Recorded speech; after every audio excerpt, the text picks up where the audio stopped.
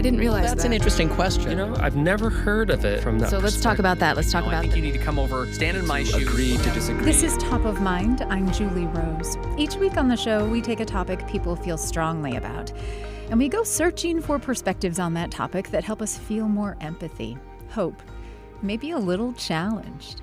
We're not trying to change your mind. We just think in a world that is so divided, there's power in thinking more deeply about why we see things the way we do. When we encounter a perspective that challenges us, the natural instinct is to either shut down or push back. It's a defense mechanism, right? One of our main goals with this podcast is to provide an opportunity for you to stay in that discomfort. Because our experience, my experience personally, is that when we do that, we end up with a more nuanced view of the world that can help us become better citizens, more effective advocates, and kinder neighbors. Listening to Top of Mind is a weekly chance to practice this. But I would like to know what this idea looks like in your life on a daily basis. So in the coming weeks, we will be launching a series called Stick With It, where we talk with listeners about a time they encountered a perspective that felt challenging or uncomfortable, but they chose to stick with it, and they're glad they did. Have you got a story like that? It doesn't have to be huge or life-changing. These chances to engage rather than retreat when we feel challenged pop up all the time, and we want to get better at embracing them. So send your thoughts to topofmind@byu.edu and stay tuned for these Stick With It conversations to start hitting the Top of Mind podcast feed. In the meantime, I want you to meet Shanterra McBride and Rosalind Wiseman. They coined a phrase that perfectly captures what I've just been trying to explain. Courageous Discomfort is the title of their new book. And Shanterra and Rosalind are with me now. Welcome to both of you. Thanks for having us. So a couple of things important for people to know. You two are close friends. You're authors. Rosalind, you wrote the book that became the movie Mean Girls. And Shanterra, you're a life coach and a trainer. And both of you do a lot of training on how to have difficult conversations. And this book, Courageous Discomfort, focuses specifically on conversations about race. Mm-hmm. How did you come up with the phrase courageous discomfort? I think it was a shower moment, right, Shanterra? It was a definite, you get your best thoughts in the shower. Do you know that there are actually notepads that you can have that are waterproof that you can have in the shower that will, and it was because of course we were trying to come up with the title and it was one of those shower moments that just like, because what we're asking is for people to still be brave, to still be courageous in the middle of the discomfort. And that was absolutely a shower moment. So the other thing people need to know is that Shanterra, you're Black, Rosalind, you're white. And it just seems to me that fact must have meant for some discomfort in the writing of this book. Is there a story you could share with us? Oh, there's so many stories. Pick a day. Pick a day. This is Rosalind, and I'll start with the one that we started arguing about. I think it was one of the first ones that we started arguing about. Or it wasn't arguing, maybe it was just really understanding how different we were going to see the content of what we were writing and the approach and the strategy. Mm-hmm. So for Shanterra, in the beginning of the writing process, there would be a lot of her saying, when we were trying to explain things, systemic racism as an explanation for various things. And I very much went back to her and said, so many of the readers that we anticipate hopefully reading this book are going to read those two words, and they're not going to be able to visualize what that means. As obvious as it is to you, and it's your living, breathing world, it is not going to be obvious. And we can't use it as a catch-all explanation for a reason for something. We have to make it visual to the reader who doesn't think that they live in a world like this. And that was really, Shanterra, don't you think that was that? Oh, that was, how did you feel when I first said that to you? It was, and this is Shanterra, and I think it was hard. It was really hard because it was one of those things where I'm like, all of this is systemic racism. All of this is, all of the injustice and inequality and things that we're trying to, talk to people about. If you really want to put a blanket statement, and that's what I felt like I wanted to do, was just put a blanket, like, oh, because of systemic racism, this is why this happens. And but it made me better. I want to say it made me a better writer, really. What was it about the Rosalind saying, like, we're going to have to kind of be more explicit here, that upset you? What was difficult about that for you? Because I really felt like having to break it down, and that was it becomes irritating. It becomes frustrating for a Black person, an Indigenous person, a person of color, because you really feel like you want to say, duh. This is something that you live every day, Yeah. and feeling like you have to yet again explain that it exists.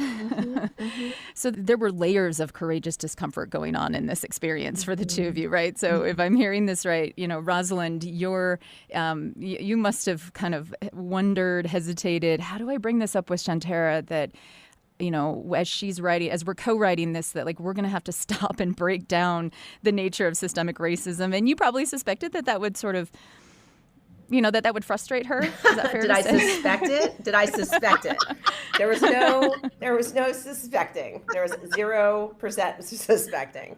What I tried to do in the beginning was I would write, like in our Google Notes, I'd be like, hey, I'd like for you to think about this maybe in this way, right? Hard eye roll. Right. And I knew she would eye roll, and she'd say, can you just tell me what you think?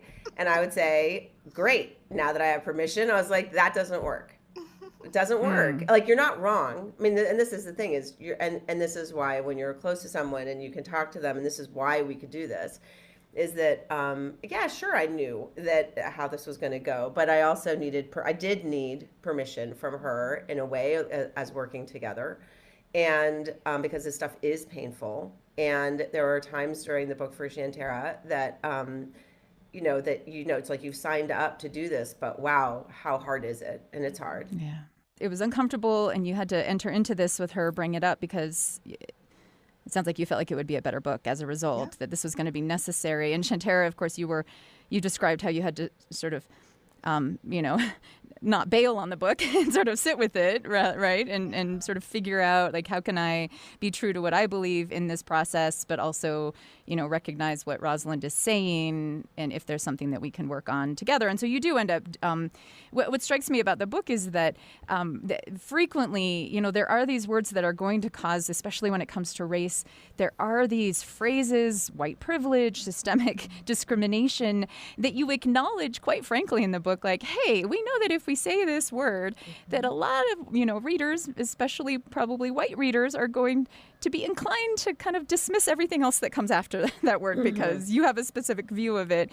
And so what you were trying to do, in effect, I felt like, was create a space in the book so that readers could come to it and sort of be lured into a place of courageous discomfort, right? Like, hey, hang on, don't turn away from us quite yet. Like, we acknowledge that you feel uncomfortable with this, and there are some legitimate reasons why you might, and you have dignity, and it's okay to feel these things, but please sit with us and let's see if we can get to someplace else. So what is the someplace else? What is the value of sitting with the discomfort in a way that's courageous? Where do you end up that makes it worth it?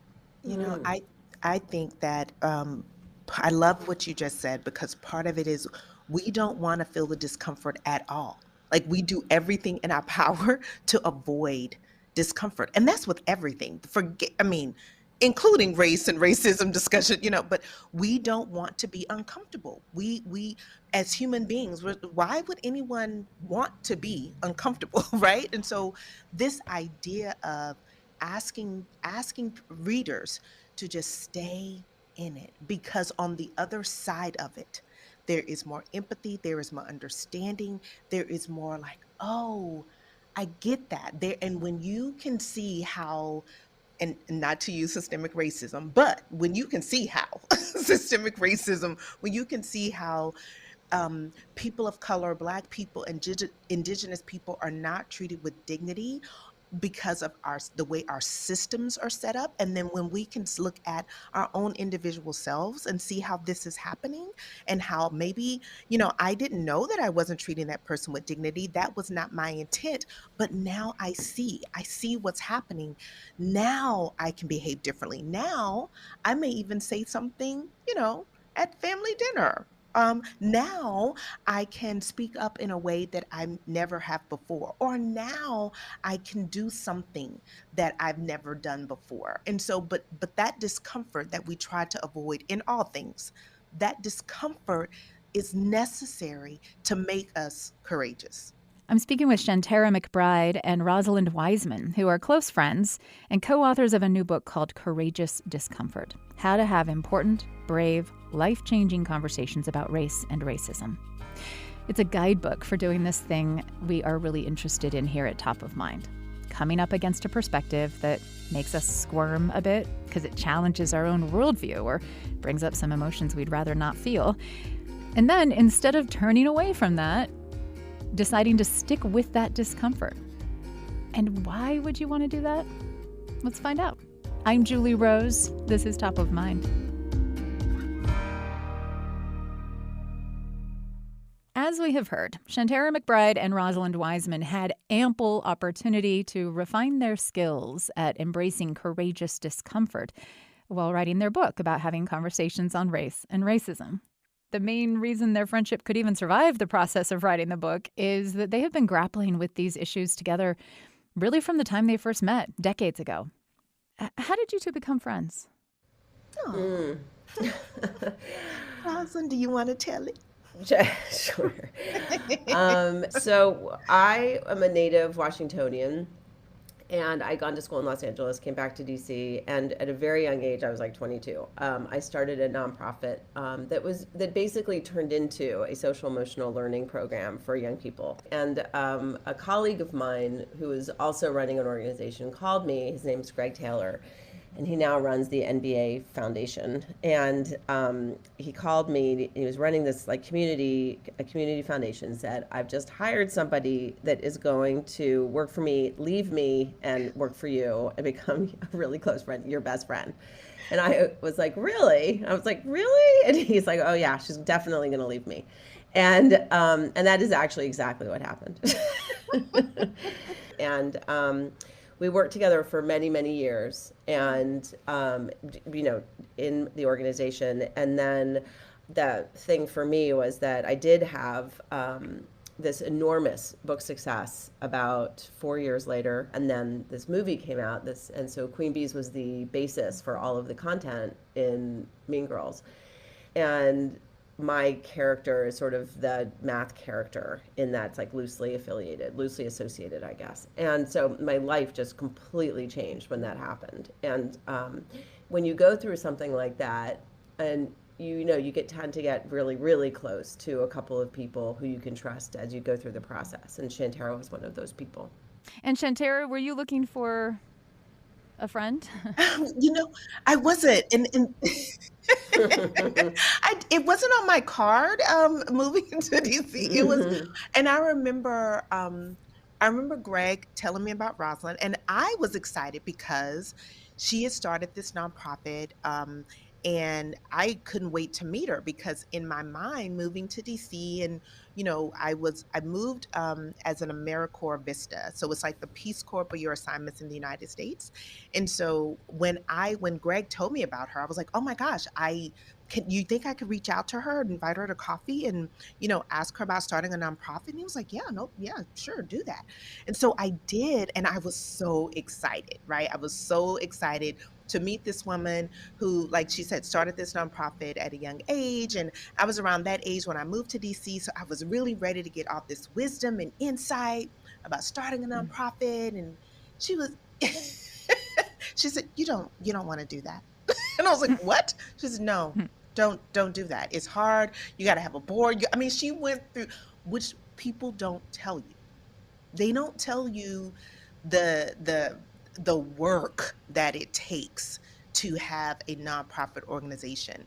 And I just remember looking at her like, you have deflated every dream, every bubble. But I so appreciated her honesty, right? I just met her and she was so candid about what it took. And she was like, why do you want to do that? And I was telling her, well, because I work with young people and this is, how you have to work with young people. Like it was awesome. Sad, but awesome, right? So then when my Vista term was over, and I was actually getting ready to move back to Dallas, and it was one of those things that I really didn't want to, but there was some family stuff going on, and I felt like if I was there, none of the family stuff would happen because I can fix all things, which is so not true. But you just have this concept in your mind that I need to go home, and if I go home, then none of this bad stuff will be happening.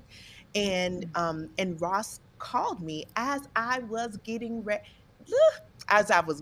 to go. And she was like, "Hey, I'm restructuring my nonprofit. Do you want to come work with me?" And I was like, this the same woman that told me. But it was such a, and I'm a preacher, I'm a believer, it was such a God wink. And I was just like, huh. And so I remember telling her, I'm going home for 2 weeks, but I will come back. I, we can do this. We can do this together. And I think part of us being so young, and I didn't know protocol. I didn't know you shouldn't say certain things to your boss. I didn't know, so we quickly formed a relationship that I really think I think it was a gift. I know it was a gift because I remember one of our first trips that we took was to Boston, and it was back in the day when we had paper maps. And I remember Ross bought a paper map at one of the kiosks, and we got in the car, in the rental car, and she handed me a map, and she's like, "Okay, lead the way." And I looked at her like, "I don't do maps."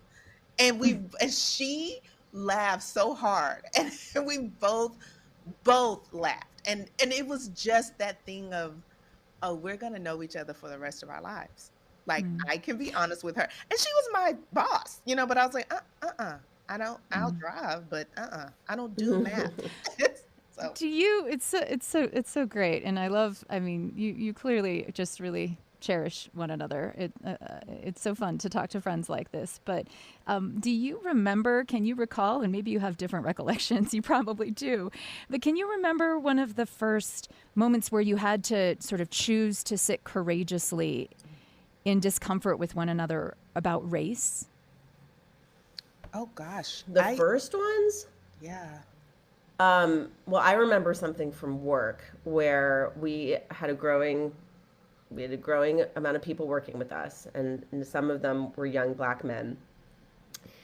And I was too lenient on one of them. I wasn't holding them accountable for, I think, like being late and not doing their work the way that they should. And my recollection is that Shanterra pulled me aside and said to me, you're being too nice to him because she didn't say I can't exactly remember. She's like, basically, you're being too nice to him because he's a young Black man and you're not holding him accountable professionally the way that you should. And when I first heard that, when she first told me that, I remember thinking, wait, what? Like, what? No way. Like, no way. And then I had a moment of taking a step back and thinking, wait a minute, hold on one second. Oh yeah, she's totally right. It's like, yep, I am. Yeah, yep, she's totally right. And that was really, really hard. I eventually had to let that person go. And I liked that person, like a great person. I had to really own that I was holding that person or not, holding them accountable the way I needed to. Because of his race? Was Totally. his race I was part of being that? I was not holding him accountable, for various reasons, right? I mean, I'll be, being honest about that. What was I, Shanterra? I was like 30-year-old white woman running a nonprofit in DC. And so, this was a young man that I really genuinely liked. I genuinely thought he was, I could see wonderful things in him. He also made the organization look good, right? I mean, like, I was not above thinking it's important to have people of different races represent this organization for the optics of it. And Rosalind, do you think you had some sort of bias at play? Yeah, of course I had bias. And some of it was explicit and some of it was implicit. And I think one of the things that these situations and a relationship like, when Shanterra and I have, difficult conversations is, I mean, as we have over the years, I think it's been an opportunity where you have these moments where your implicit bias, the bias that you don't really understand about yourself, or you either don't know, or it's like a feeling and you can't put words to it. And these situations make them come to light and you have to look at it. And so the bias that I had for him, I definitely, and I'm about 99.9% sure how Shanterra is going to answer this for me. So I'll say it and Shanterra can say if I'm right or not. My bias was about, I need to give him a break because he's had a hard life. It was not about his capacity. I did not have bias. Like when you really have to, when you think about and feel about bias, I think you really have to sit with your heart and think like what rings true to me and like really sit, right, and be uncomfortable. And I think it's really important to sit with like what feels right to me about what I'm doing and why, in the ways when it's not so great. And so, like, in answering your question right now, I'm doing that right now. Like, well, what really does feel true to me? Not right, but like what feels true to me. And what feels true to me is that I had bias, that I felt badly, that he had not had the education, for example, that I had had. He had grown up and gone to a not great public school. I had gone to, and basically the same city, I had gone to a really, really good private school. Sometimes people don't have as much, because of systemic racism, do not have as much educational opportunity. And so I very much felt the guilt of that and also the awareness of it. And therefore I was working through the feelings of guilt or feelings of awareness, feelings of acknowledgement. And that is my story. And one of the things that Shanterra I remember talking a lot about is that I was putting my story and my words onto his life. And I certainly wasn't doing him any favors, not holding him accountable. Shanterra, how do you see this story? Was I right? Yes. Was I right? Was I right? Was I right? Most important thing was I right? Absolutely. Oh man, I remember, and this is when I think, age, and I did not know that maybe because I didn't even think twice about saying this to her. I remember being, I don't even think courageous or none of that. I was just like, I need to tell her that this is not helping. I just was like, hey, can I talk to you about something? Listen, the way and it was, I didn't even know that maybe I should think about this. And I was like, I need to tell her because it's affecting our work. It's affecting how we as an organization show up. It's affecting how we show up not only in DC, but how we show up in other schools that we get to partner with. It's not a good look. And so being able to know that I need to say this to her and I can. Like what I always tell people is that I didn't feel there wasn't anything that Rosalind, showed me that said I won't be able to have these hard conversations. And I appreciated that so much. Can I just say that like there have been many times where I have disagreed at first. Like my first initial reaction is to disagree and say like nuh-uh, like basically like nuh-uh. And then Shanterra sort of looks at me and then I have this thing of like, oh, maybe I should think about this. And then I do think about it. And then I have that feeling where it then becomes words of, oh yeah, I think there's actually a part. I mean, A, I think there's part of this is true. And B, and I think this is really important, is that the person on the receiving end in my situation has to remember that the person who's giving the information, the person in Shanterra's place, for the most part, and this is even in this cancel culture that we live in, and people just constantly sort of pointing out everybody else's mistakes, in the day-to-day life of our interactions with each other, it is hard to give people feedback. And so when somebody does give you feedback, I think it's really important to remember that it was hard, that they must have really cared, this really meant something to them, that they had to tell me, that they got over the discomfort, or just the like, it's just easier not to. That you really need to remember that. And that always has brought me to the place of, oh yeah, I really need to, that was hard for them. So this must be, there really has to be a degree of truth here. So what are the keys there on both sides of courageous discomfort is a two-way street. It sounds like you can only sit in courageous discomfort if you're both sitting in it. Otherwise, it's just sort of like uncomfortable for one person and shut down on the other side, or it's just an accusation and and it becomes a fight, right? So what is required on both sides of a conversation, particularly when one of you feels like the other one is doing something that needs to be addressed? Let's take it from the side, first of all, since Rosalind, you were just speaking of what needs to happen for how do you not shut down, even though your initial reaction is to be like, nah, but what are the skills? How can I practice being better at that? Because my urge is very quick and very loud. Yeah, I mean, so I'll say a couple things and then Shanterra. So I think the most important for me is that when I'm having an emotion, that I feel and remember that emotions are happening in my brain and feelings are happening because of those emotions. And all of that can pass. That the very strong feeling I'm having of defensiveness or embarrassment or shame or any of these yucky feelings or anger, that I can sit with them. And if I just remember that emotions are real, but they can pass, that it calms me down. And then I can take a step back and a little bit and have more self-compassion and more compassion to the other people, because you can only be compassionate to others if you can be compassionate to yourself. So for me, those are the most important first steps of being in a situation where I want to react strongly and realizing like, oh, I'm getting hijacked here. Like my emotions are hijacking my ability to stay present. And so I have to remember that this can pass. And then from there, and I'll then turn it over to you, Shanterra, is that I really, really try hard to remember in these situations that I am inviting the person possibly to a conversation with me. And then if it doesn't feel that, maybe I'm going to have to leave, but I can always come back into the conversation.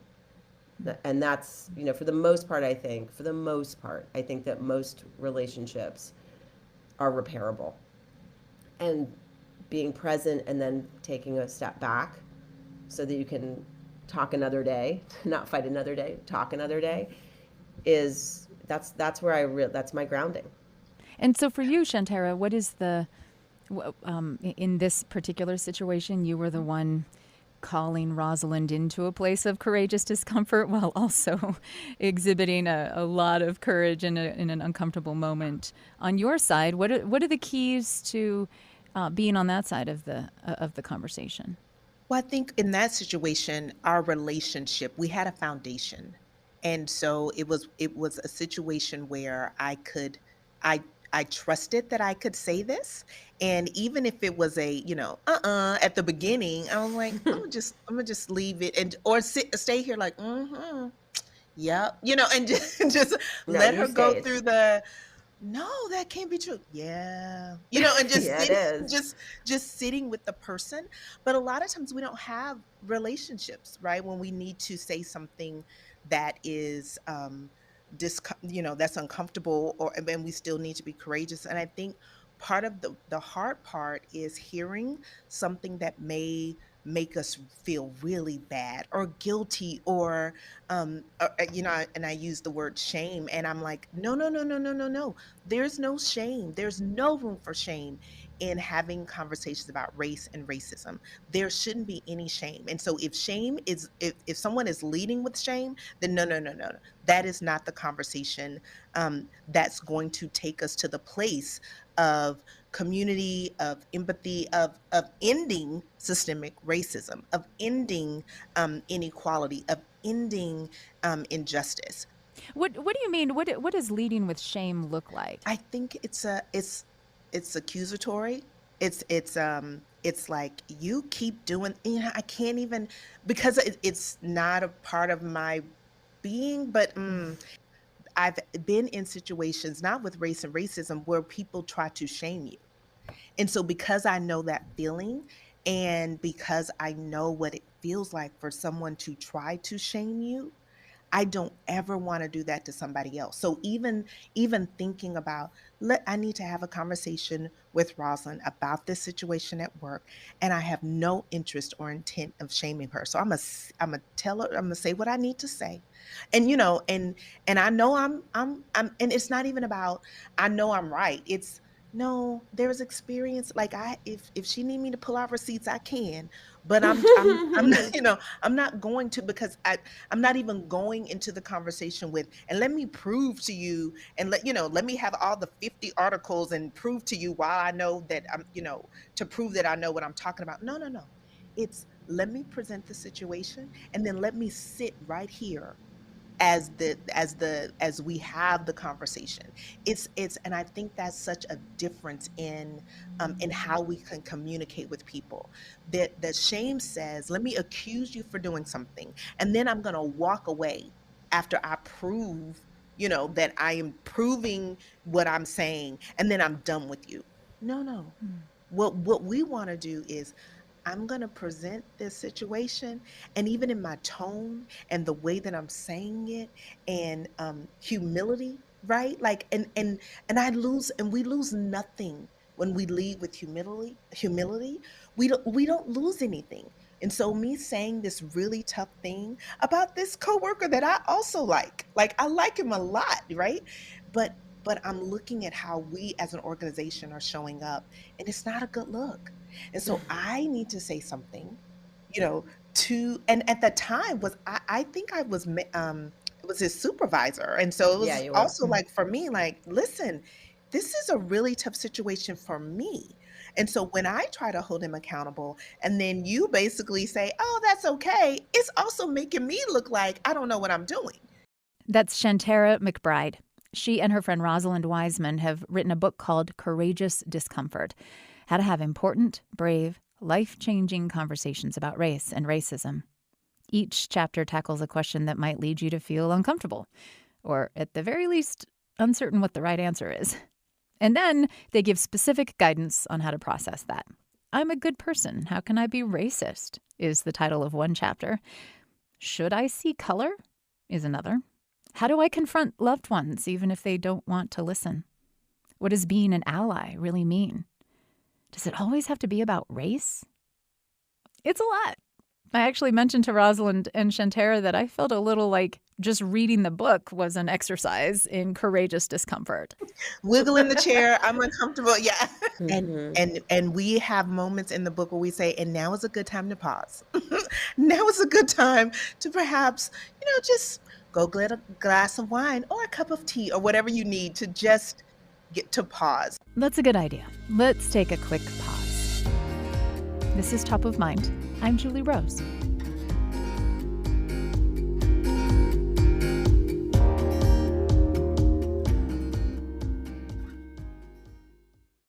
Shanterra McBride and Rosalind Wiseman, who are friends and co-authors of this book called Courageous Discomfort, have a bunch of real-life stories in the book where one or the other of them said something that was unintentionally hurtful to the other, related to race or racism in some way.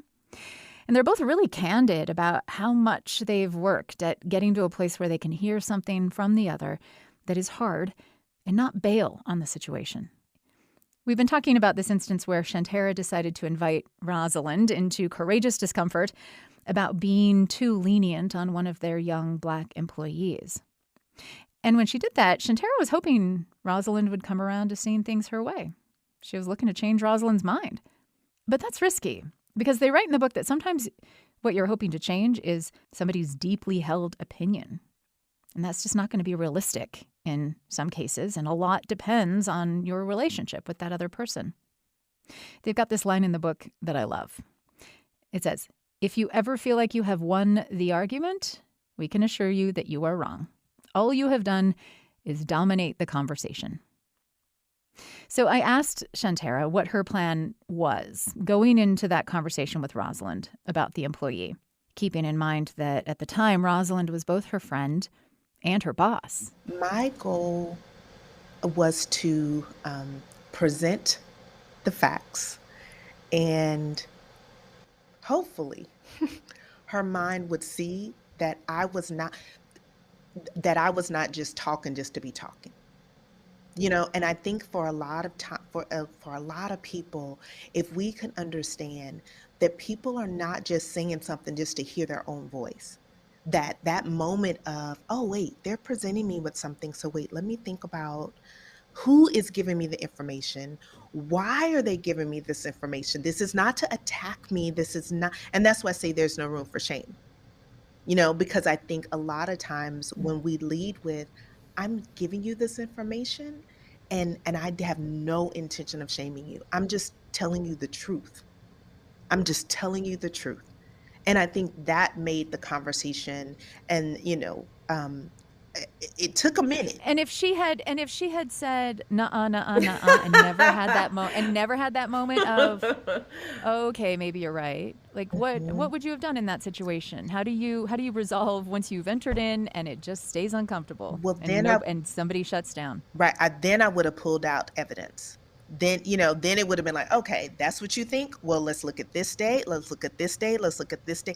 And then it would have been more of and as the executive director of this organization, is this how you want to show up in the world? Right? Is this how you want? Because it's affecting how you look.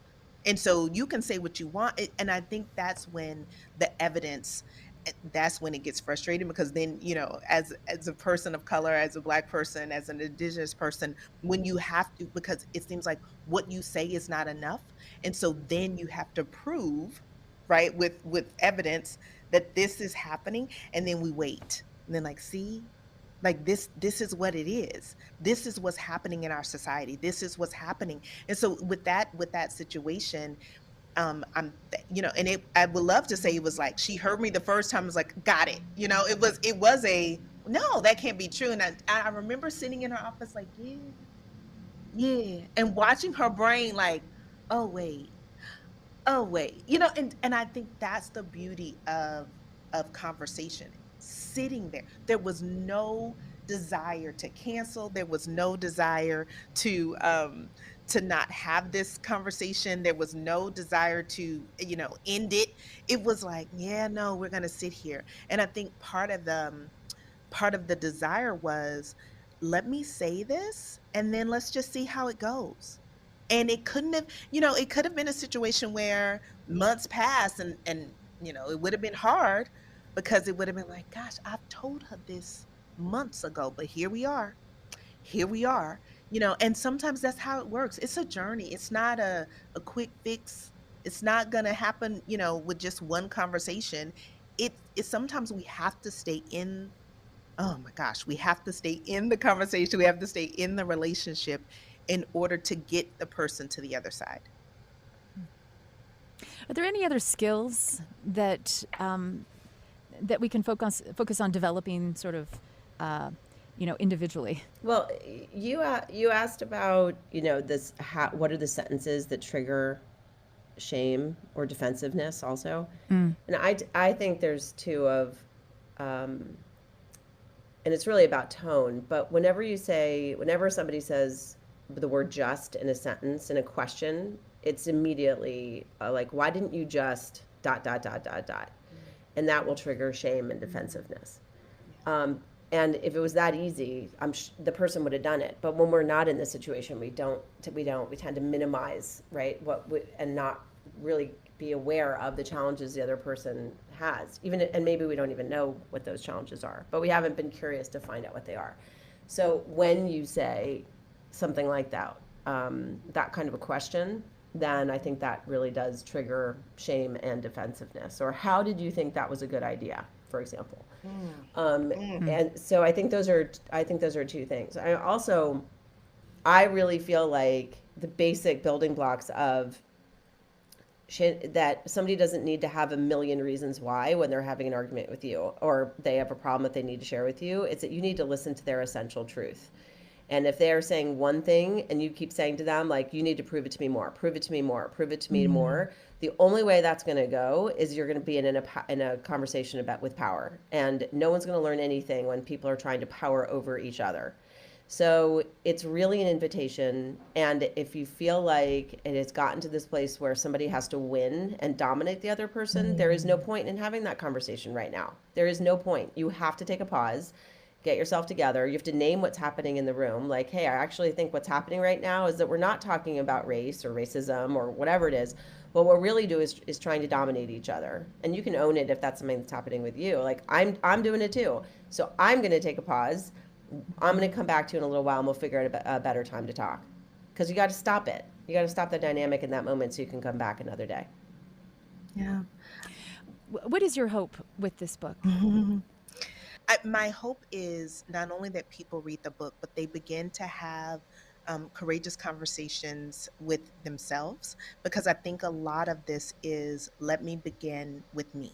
Right. And I think then if I am able to examine myself and then see what perhaps I've missed or what I didn't want to see or what I, misinterpreted, all those things, then I can enter into a conversation with somebody. Then I can have a conversation with a coworker or a family member.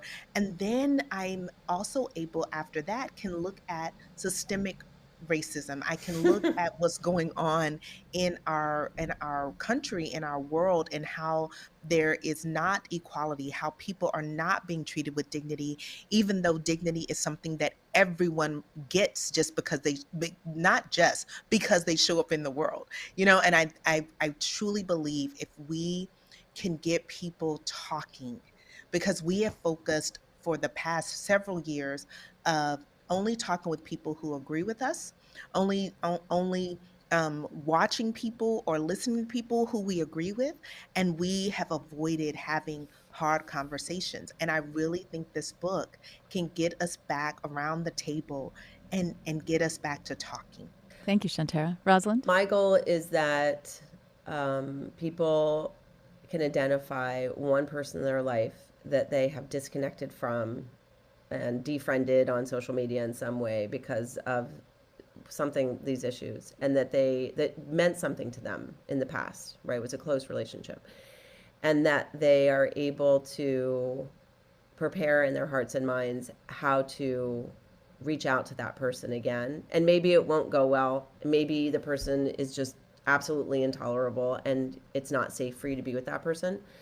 But my goal is that you'll go through the process of deciding who that person would be and just trying, and seeing if you can repair the relationship. And from there, I think if we can do a little bit of that, I really think that we need to focus on the smallest acts of courage of courageous discomfort.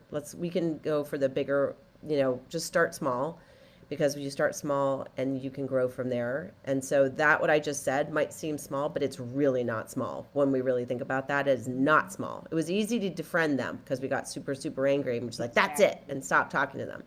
Much, much harder to do the seemingly small effort to repair. So that is my hope, that we can start small in that way. Rosalind Wiseman is the best-selling author of Queen Bees and Wannabes, which became the hit movie Mean Girls. She's co-founder of Cultures of Dignity, which is a nonprofit. Rosalind, thank you so much for your time today. Thank you very much.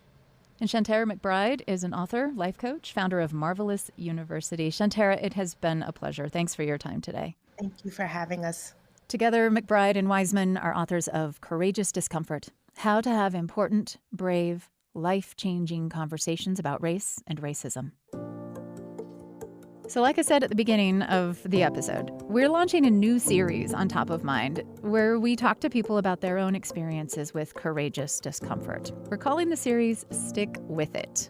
And we'd love to hear your story of a time when you encountered a perspective that felt challenging or uncomfortable, but you chose to stick with it, and you're glad you did. Send us an email, topofmind@byu.edu. It doesn't have to be some giant life-changing thing. This can happen in small ways on a daily basis, like when you're in a conversation with someone you care about and they say something that bothers you, and normally you just stew quietly or brush it aside. But instead, you lean in and get to someplace new with that person. And these situations don't even have to center around conversations with other people. Like maybe there's a topic that's been popping up in the news and you've avoided it because it's complicated or you don't like how it makes you feel. And one day you decide to stick with it and see if you can get to some new clarity. I have a story like that, and I am going to share it with you. It's about the concept of white privilege. I don't recall ever taking note of that term until maybe 8 years ago, during the big wave of racial justice protests after Michael Brown was killed by police in Ferguson, Missouri. I did not know what white privilege was exactly, but it sounded really bad, like white supremacy. So I immediately thought, whoa, phew, thank goodness, that doesn't apply to me. I can put it in the box with racism and discrimination and slavery and all the other bad stuff related to race in America that I am not responsible for. Close the lid on the box, move on with my life. In hindsight, I realized I was afraid to probe the notion of white privilege because I didn't want to know if it applied to me. Because if just being born with white skin makes me privileged in some way, what am I supposed to do with that other than feel guilty? I had never considered myself privileged in any way. I'd associated privilege with people who don't know how good they have it.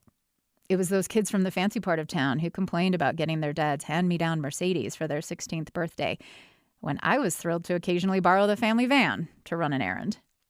Privilege was having name-brand clothes and a weekly cash allowance. I wore Sears brand clothes, and the only money I had was what I earned babysitting. Privilege was going on family vacations overseas, not driving all day to Grandma and Grandpa's house in California and sleeping on a cot in the garage that smelled like motor oil. Privilege was being able to goof off a little in high school because you didn't need an academic scholarship to pay for college. I had not lived a privileged life. I had worked hard for everything I had, I thought. Then, a few years ago, I get a check in the mail. Biggest check I'd ever seen, equal to more than a year of my salary. My grandpa, nearing the end of his life, had decided, apparently, to distribute his wealth to his grandkids. The guy who'd made a living as a traveling clothes salesman was somehow worth more than $1 million. And I was inheriting a nice little nest egg out of that. After marveling in shock at how large my savings account had grown in a single instant, it hit me. This is privilege. I am privileged. Then the discomfort set in. The term white privilege popped into my mind. And this time, rather than stuff it back in the box with all the other things I was sure did not apply to me, I paused. Because if I'd never imagined I could be privileged and an inheritance check changed that in an instant, how could I be so sure that I didn't also have white privilege? So I pulled a book off of my shelf at work that I had done an interview about previously. It's called Waking Up White. It's by Debbie Irving. And she describes being in grad school in her late 40s when she learned that the GI Bill that paid for her father's college education was largely denied to Black veterans who fought in World War II. And learning about discriminatory practices that made it harder for people of color to get home loans at a time when all across the country owning a home became the primary way to grow your wealth. And about redlining that meant home values in white neighborhoods increased much more than in Black and brown neighborhoods. When I first read the book and talked to Debbie Irving on Top of Mind, I remember thinking, oh, this is really fascinating. But also immediately like, oh, but this isn't my story. My dad was too young to fight in World War II. He barely missed Vietnam. So he hadn't received any GI benefits. And he and my mom had a string of unlucky home purchases during my childhood. So there was no clear privilege at play in their property assets. But my grandpa, I hadn't thought about that. He had fought in World War II. Had received GI benefits to go to college, where he met my grandma, and as a young white couple in Southern California in the 1950s, got an affordable loan on a home in a middle-class suburb surrounded by other young middle-class white families with stay-at-home wives and white-collar husbands. And the value of that first home they bought increased so well that they could upgrade to a bigger house in a beachfront city when their kids were teenagers. And holding on to that house for a few decades gave them a windfall when they downsized to a retirement community near the beach. And they used some of that money to buy some rental properties in a fast-growing college town. And at the end of Grandpa's life, he sold all that property and had lots of money to give to his grandkids. Now, I knew most of this story really well. My grandpa had traced the timeline in countless conversations with me over the years, always ending with his very favorite piece of advice. The smartest thing you can do with your money is invest in property. Well, now, holding this inheritance check and remembering Debbie Irving's story of waking up white, it was like I'd been standing in front of a Christmas tree for years thinking, that is a nice tree. And someone suddenly plugs in the lights. And now I could see clearly how my grandfather's whiteness shaped the contours of each branch in the story of his American dream. And that light now shone on me. I was the beneficiary of my grandfather's white privilege. And furthermore, what else in my life had been easier or more profitable because I'm white? I have never been afraid to call the police when I'm in need, for example. Is that at least in part because I'm white? I've never had trouble finding Band-Aids or makeup to match my skin tone. I've never been shadowed by security in a store when I linger around expensive merchandise. My hair is naturally very, very curly, but I have never been told to straighten it so that I look more professional. I could go on, but the point is, I suddenly saw how my whiteness had everything to do with my experiences in life.